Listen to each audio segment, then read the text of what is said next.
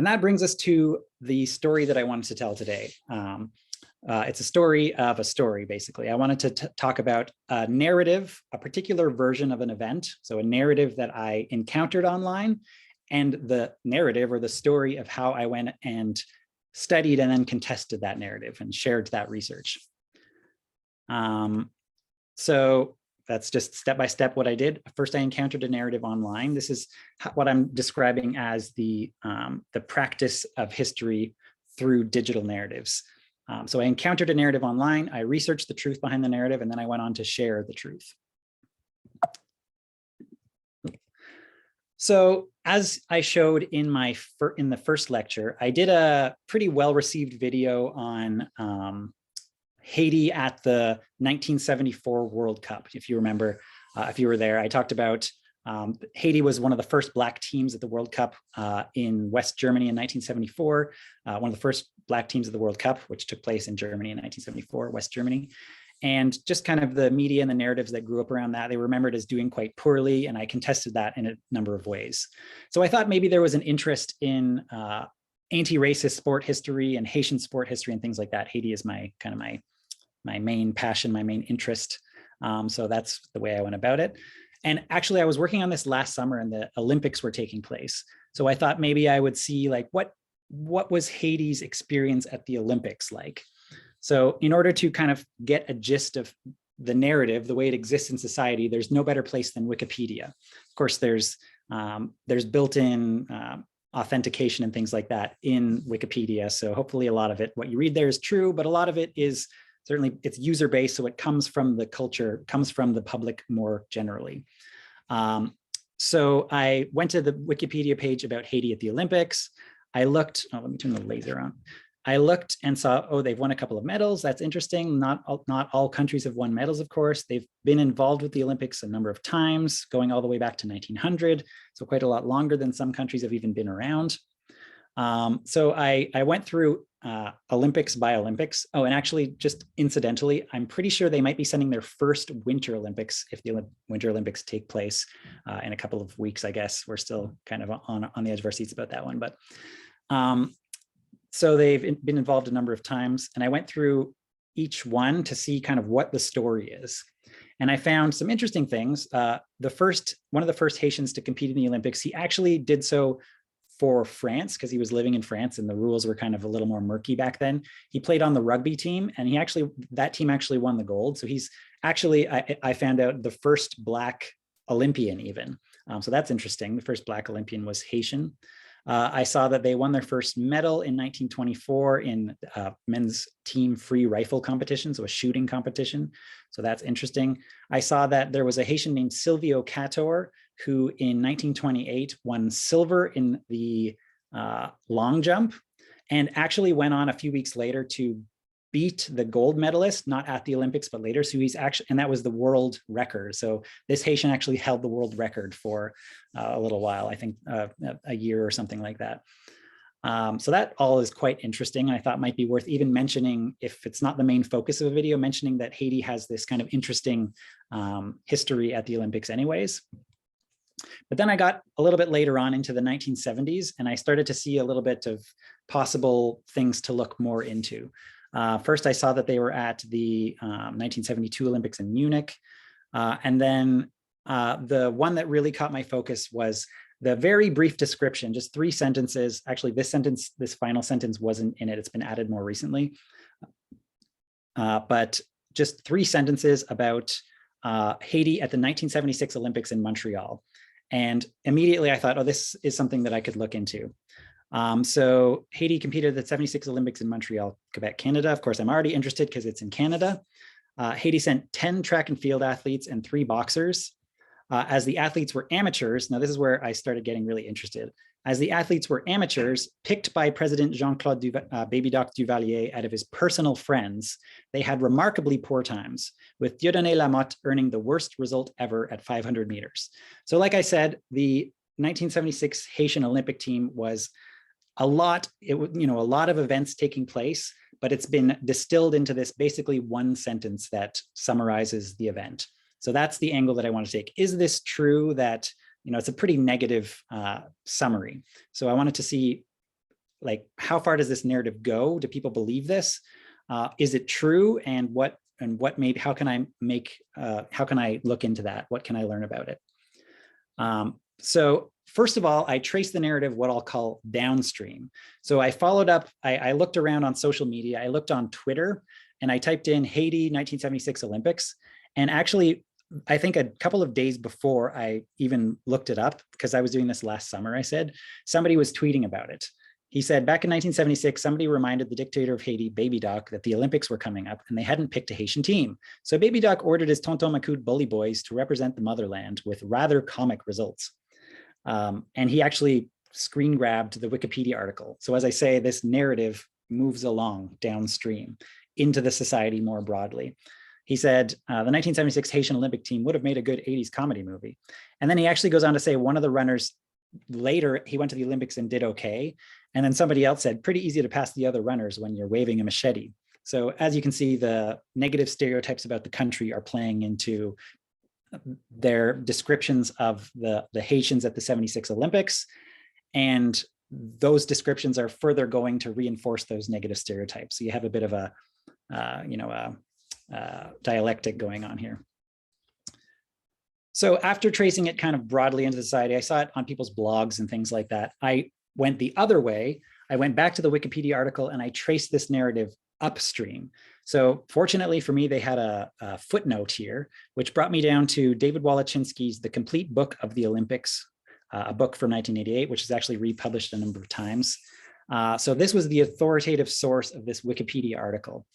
And so I went on archive.org, a digital archive online, and I found the book.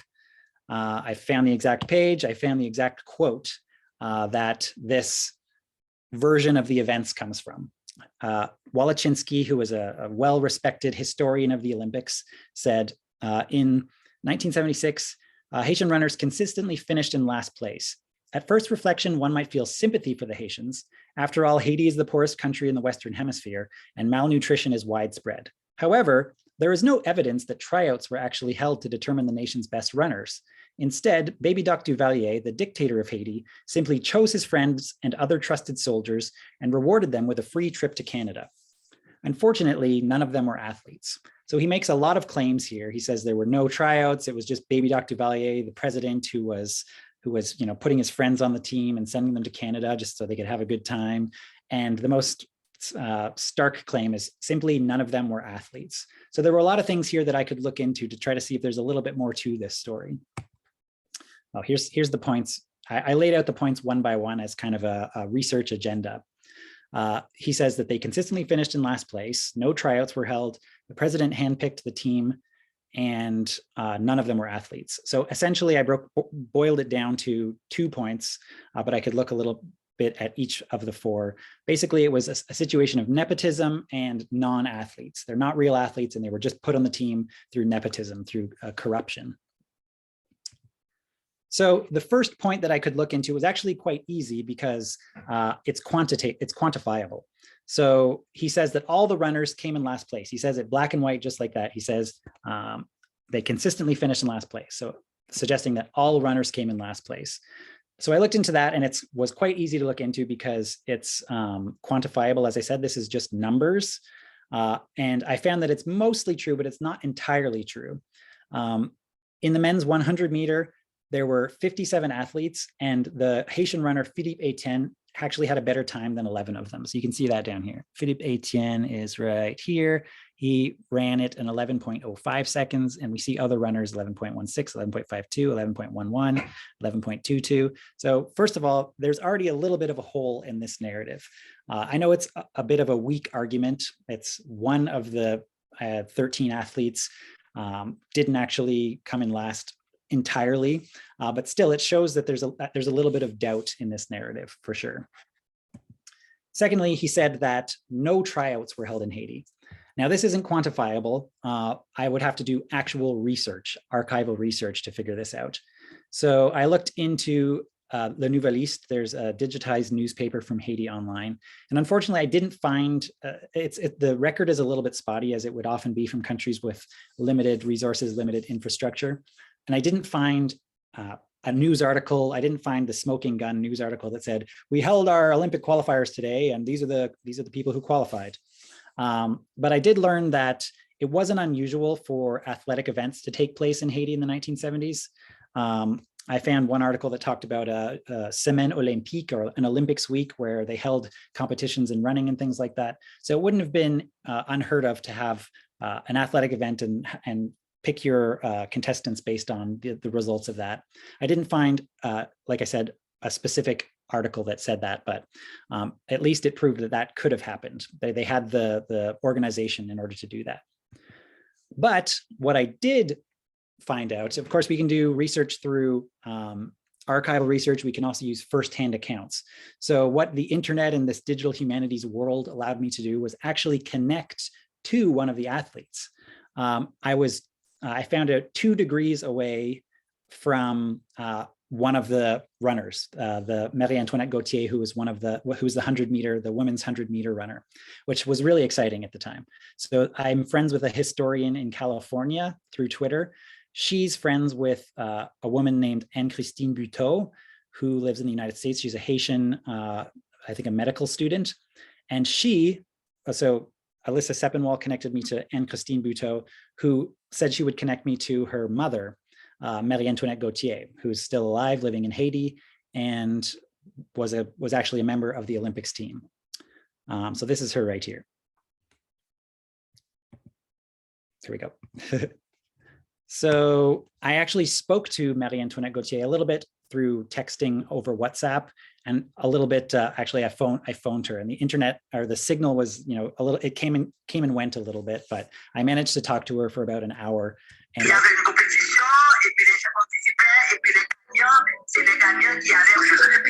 so that's in a nutshell what she said about it. Yes, we did hold qualifiers. I don't know why people think we didn't. There was qualifiers held, and it was the winners who were sent to the Olympics. That's straight from a primary source, we could say. So the third point that Woloczynski made was that Duvalier, the president of the country, he picked his friends and soldiers and put them on the team. Now, again, this isn't quantifiable, so I would have to do actual research, archival or otherwise, to find out the truth behind this one.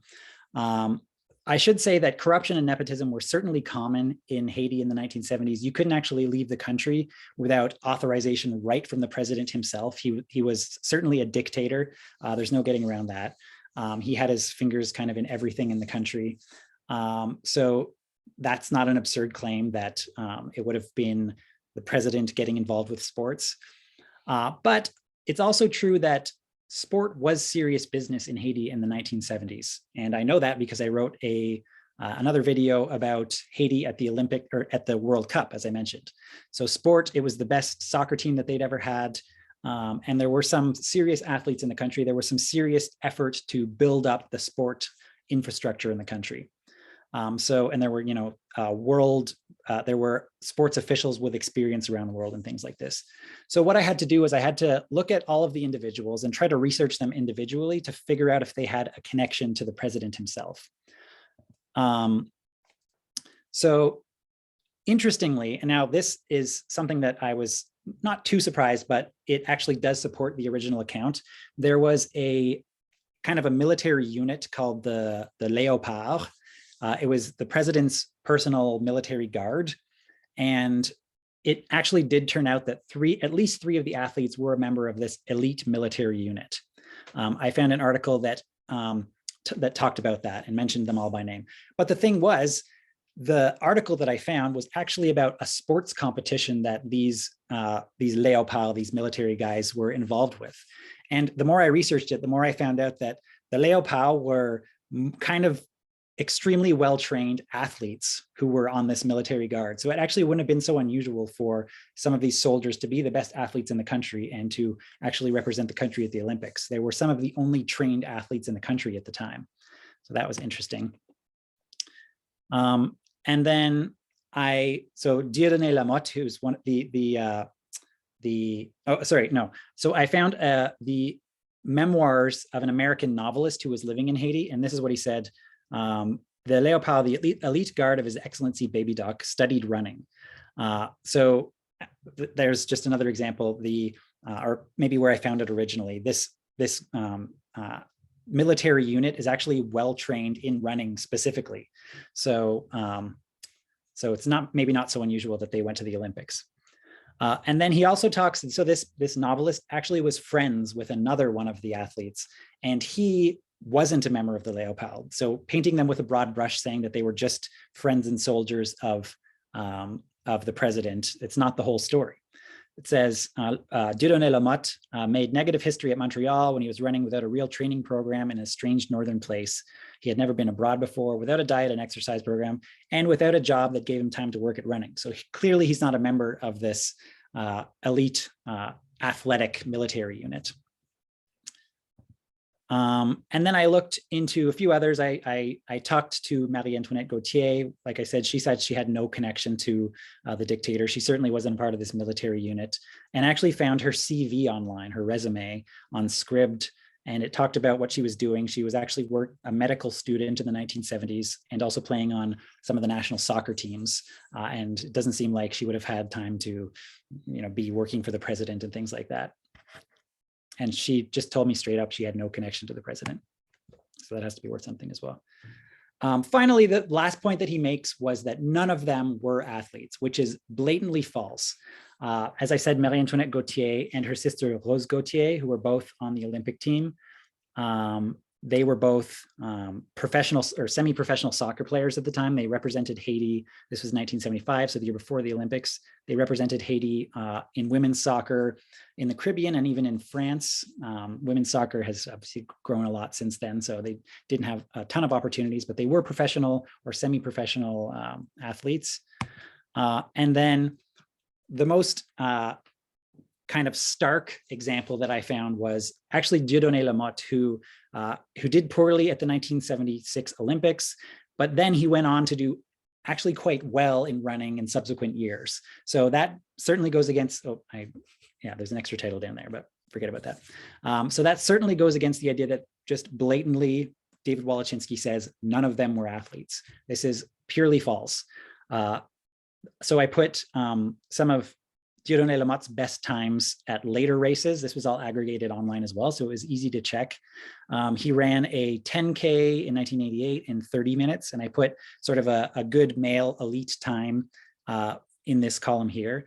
So he did quite a lot better than like a decent male elite time. He ran a half marathon in 1 hour and 5 minutes. He actually won a marathon in France later, running in 2 hours and 14 minutes, which is a good marathon time. And he ran a 5 kilometer in 15 minutes, which is, again, quite a good time. So the point that has stuck with part of this story, that none of these people were athletes, is just false. So why is this important? Why did I bother making a video essay about this and trying to get this information, contesting this maybe seemingly obscure brief account of the 1976 Olympics Haitian team? Well, it's actually, it can do harm to have these stories live on. For example, to other later Haitian athletes. This is a tennis player called Ronald Agénor, who in the 1980s was starting his career in tennis. So not too long after the Olympics, starting his career in tennis. And he said, when I first started playing in tournaments, people automatically thought I wasn't a good player just because I was from Haiti. So this idea of Haitians as not real competitors has sort of lived on, and Haitian athletes have had to contend with that. More broadly, those in my tutorial will know that I like this website, Google Ngram. More broadly, as I sort of alluded to earlier, the brief stereotyped version of overly simplified version of the 1976 Haitian Olympics, it does feed into general negative stereotypes about Haiti and racism in general. So I looked up the phrase poorest country in the Western Hemisphere, because as I'm sure all of you know, that's the sentence that you always hear in an article or a news story about Haiti. That's basically the thing that people know about Haiti. And I traced that phrase over time, and I saw that it peaked into the 1980s when Haiti was really in the news after Duvalier fell from power. And then it peaked again around 2011 when the earthquake took place. So I think right around here.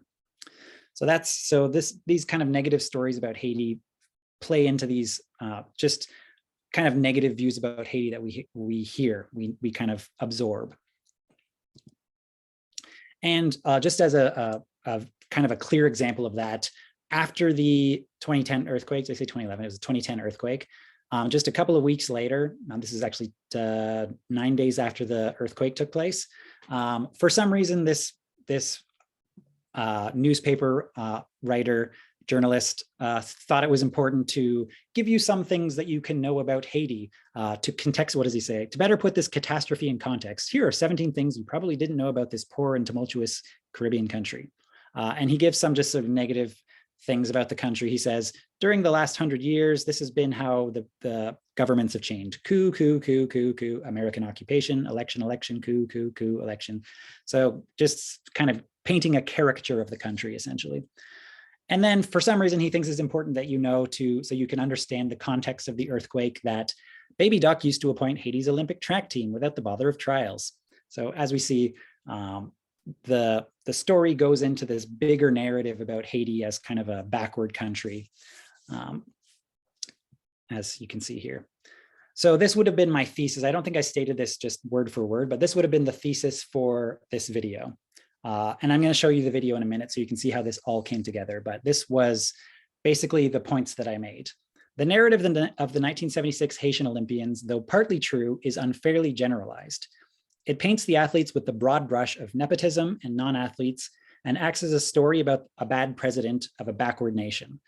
So these people, these men and women going to the Olympics aren't the president of a backward nation. Like, that's how their story, the actual things that they did, get painted as a story about that, when we should really think about the individuals bravely facing off against the best athletes in the world, I think.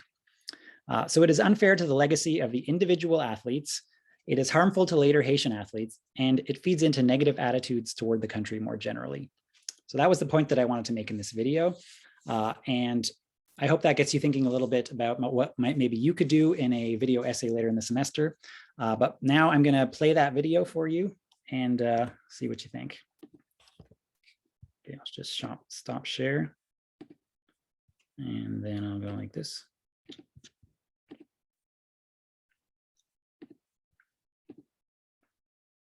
Here we go.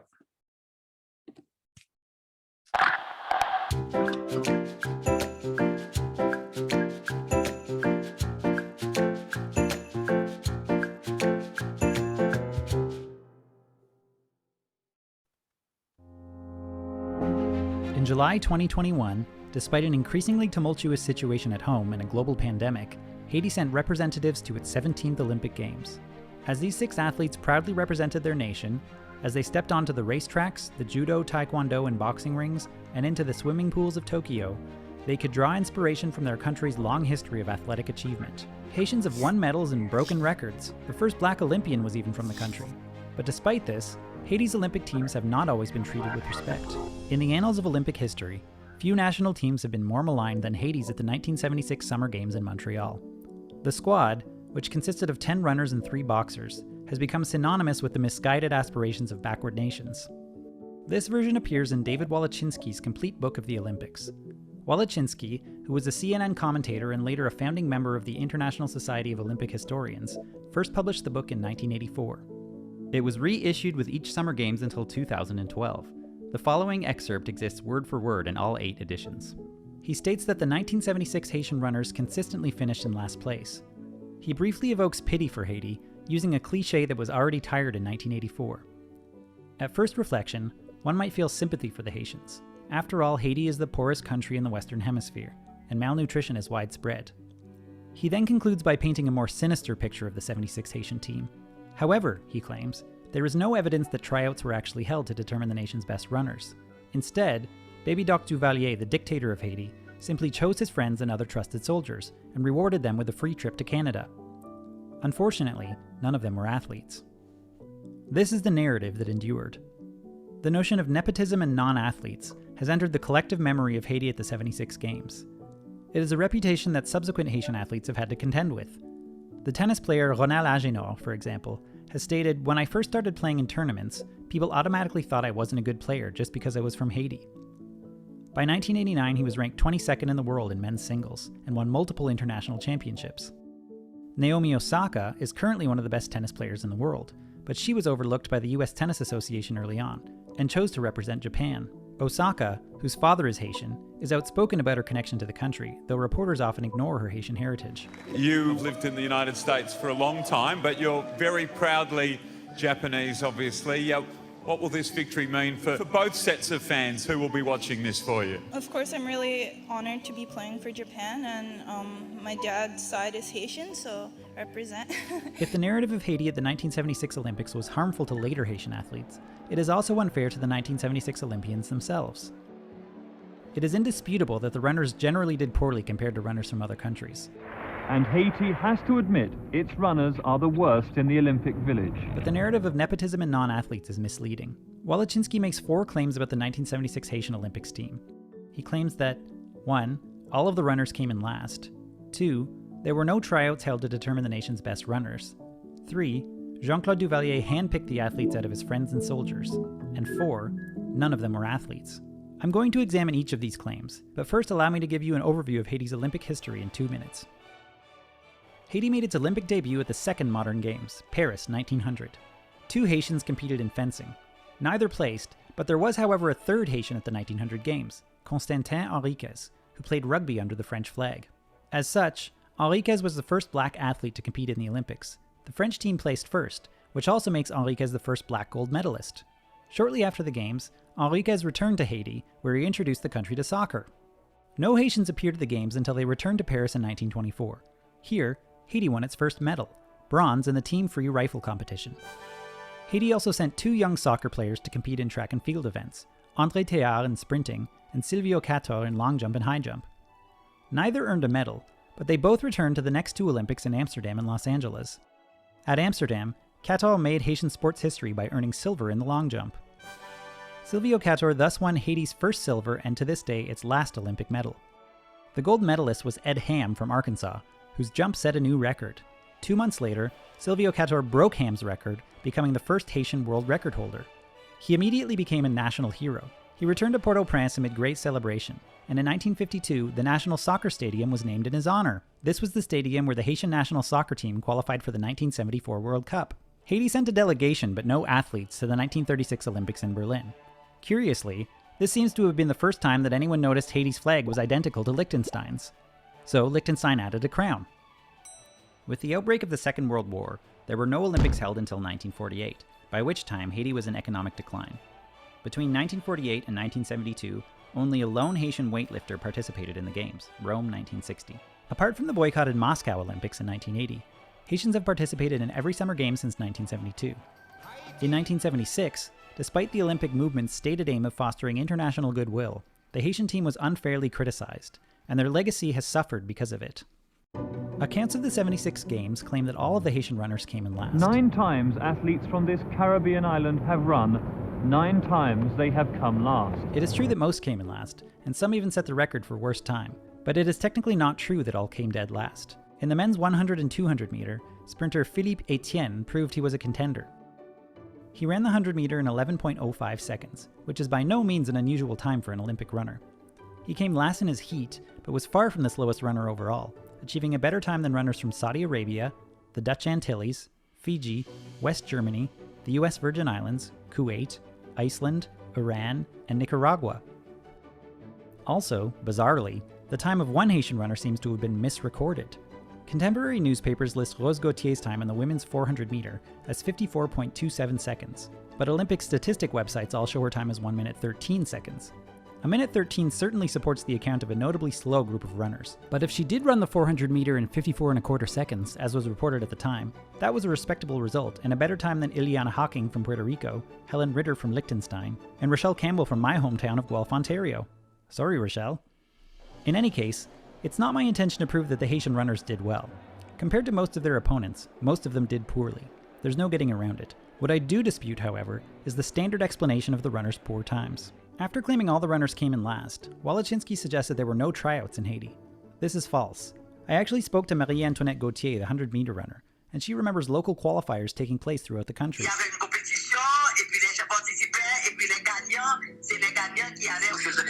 It was not uncommon for athletics events to take place in Haiti in the 1970s. On the week of January 30th, 1976, an Olympics week was held in Port-au-Prince with competitions in athletics, volleyball, soccer, tennis, judo, boxing, basketball, and more. And Marie-Antoinette Gautier distinguished herself in the 100-meter. Given Philippe Etienne's respectable times in the 100 and 200-meter, it is highly unlikely that he was just chosen at random from among Duvalier's friends. This is Woloczynski's next point. It is often repeated that President Duvalier simply picked friends and loyal soldiers and placed them on the team. To be sure, it would be surprising if the president didn't have a hand in the nation's athletic activities. Jean-Claude Duvalier and his father François were textbook dictators.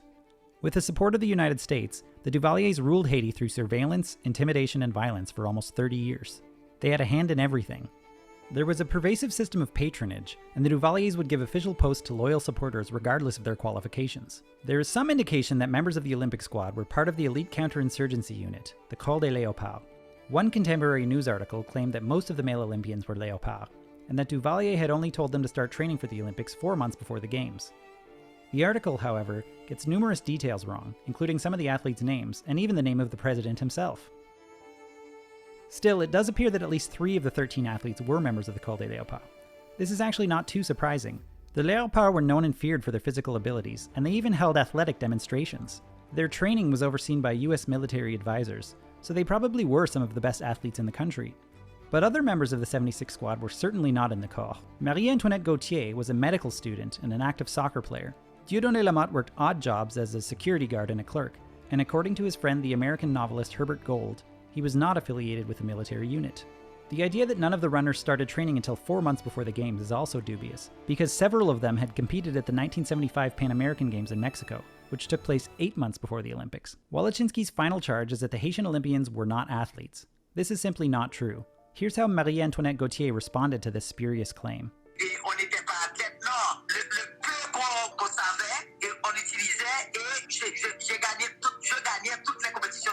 As noted, many of the athletes were at the Pan Am Games 8 months earlier, where some of them achieved more impressive times. All 3 women on the team were prominent soccer players. Marie-Antoinette Gautier and her sister Rose Gautier played for the championship team, the Tigresses, and both represented Haiti on the national team as well. In 1976, Philippe Valbe, who played on Haiti's World Cup squad, was asked of his opinion of women's football. He pointed to the Gautier sisters as particularly impressive on the field. Marie-Antoinette represented Haiti at women's soccer tournaments in Martinique and continental France, and won the award for most goals scored. She went on to a career in medicine, but still remained active in the world of Haitian sports. In 1976, while in medical school, she became Haiti's first female soccer coach. In 1994, she was elected the first woman on the Haitian Olympics Committee and founded a working group on women in sport. She attended conferences on the subject around the world. She has perhaps done more for women's sport in Haiti than any other person, but outside the country, she is remembered as part of the losing squad at the 76 Olympics. At the Games, Dieudonné Lamotte made headlines for his poor showing in the 5,000 meters. He was lapped by other runners, and still holds the Olympic record for worst time in the event. The crowd cheered politely when he finally crossed the finish line, and he is remembered as one of the worst runners in Olympic history. But his subsequent running career tells a different story. He went on to participate in 3 additional Olympic Games. In 1980, he won the St. Kitts International Half Marathon. In 1985, he placed 3rd in a 10K in New York City. In 1986, he won bronze in the marathon at the Central American and Caribbean Games. In 1987, he won his first full marathon in Chicoutimi, Quebec, and a few weeks later he placed 6th at the Pan American Games in Indiana. In 1988, he placed 2nd in a half marathon in Williamsburg, Virginia. Months later, he won the Francophonie Marathon in Gagny, France, finishing in 2 hours and 14 minutes, his personal best and a very respectable time. He kept running into his 40s and even won the Long Island Marathon in 1996 when he was 41 years old. And yet he is remembered as not an athlete. The question remains, why then did the athletes do so poorly relative to their opponents? The author of a 1986 article about Dieudonné Lamotte took a sympathetic view. At a time when US and European magazines for runners proclaim the latest diet fads, Lamotte eats a staple of rice, beans, and a bit of fish and meat cooked over a coal pot. Despite hardships unimaginable to world-class athletes, including going without food some days so his wife and 5-year-old son could eat, Lamotte pressed ahead. In a 1976 interview, Gérald Haig, then head of athletics for the Haitian Olympics Committee, explained that while team sports like soccer, volleyball, and basketball were well developed in Haiti, individual sports were at a more nascent stage. He said that athletes need to begin training earlier and suggested organizing competitions in track and field between schools and universities.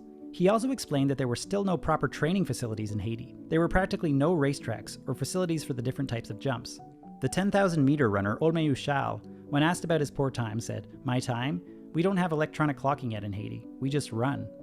Antoinette Gautier noted their limited access to high-level coaches and training programs compared to runners from other countries. On n'avait pas vraiment de préparation spécifique. C'était malheureux parce que j'avais des aptitudes. Au contraire, et si j'avais un minimum de préparation, peut-être que j'aurais été plus loin dans ma participation aux Jeux Olympiques. The Haitian athletes didn't have access to world-class trainers.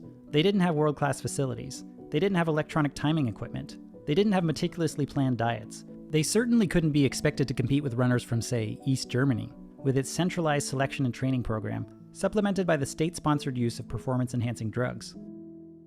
Given all this, it is impressive that some of the Haitians did as well as they did. When a trusted expert like David Walachinsky makes unfounded accusations about the Haitian Olympians, his version is repeated and becomes part of the collective knowledge about Haitian sports. This is how harmful historical narratives are produced. For that matter, when the trite 7-word phrase, "the poorest country in the Western Hemisphere," shows up in every article about Haiti, it becomes the only thing people know about the country. Haiti is so much more than that. Do yourself a favor and do Haiti a favor. Whenever you see this tired old phrase, instead read it as another 7-word phrase, the first country to permanently abolish slavery. This is the reputation that Haiti deserves. Many of us only hear about underdeveloped countries in the context of natural disasters or athletic events. So when commentators blithely pin the runners' poor times on their president's incompetence, the Haitian 1976 Olympic team becomes a satire on Haitian backwardness. The 1976 Haitian team is not a story about Jean-Claude Duvalier. It's a story about 13 athletes with 13 different experiences. The Haitian Olympians of 1976 deserve to be remembered for bravely facing off against the best in the world. They came to the world stage in spite of their bad government. Some even did better than we remember, and some went on to subsequent athletic achievement. This is the legacy that the athletes deserve, and this is the history that today's Haitian athletes can look to for inspiration.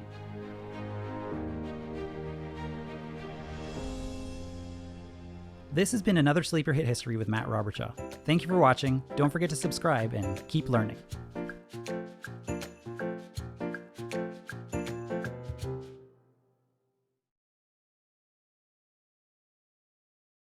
Okay, that's it. Thanks for watching. We're gonna get into some more gearing up toward the practical stuff by Wednesday. Oh, thank you. Yeah, we're gonna be talking about the law and ethics in digital narratives and online, and whether or not the law and ethical ideas have any bearing on the things that we do on the internet. So we can talk about that on Wednesday. And like I said, we can talk more about the podcasts and the midterm in tutorials. So I'll see you there or see you on Wednesday. But that's it. Thanks. Thank you. Thank you.